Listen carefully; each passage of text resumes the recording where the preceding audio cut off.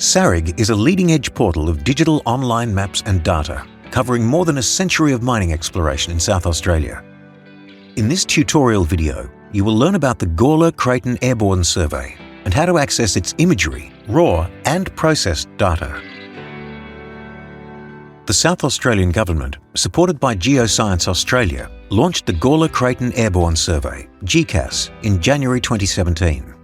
As the world's largest high-resolution airborne geophysical and terrain imaging program, this survey has captured approximately 1,660,000 line kilometres of new magnetic, radiometric and digital elevation data over an area of about 295,000 square kilometres. This new data provides a single, uniform dataset that will be fundamental in reinterpreting the geological structure of the Gawler Craton and has been made freely available to the public via SARIG.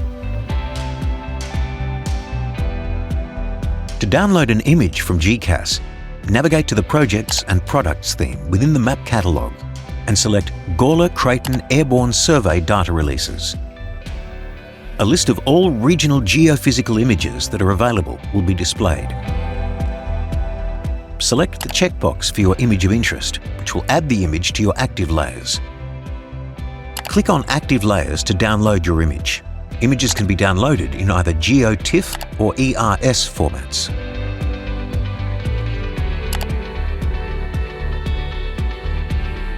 To access the processed data, click on the metadata icon, which will open up a new window with the product catalogue.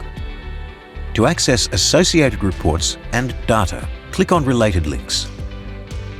This page also allows you to connect to the web service for the GCAS, which includes all imagery available through the magnetics, radiometrics and the digital elevation models.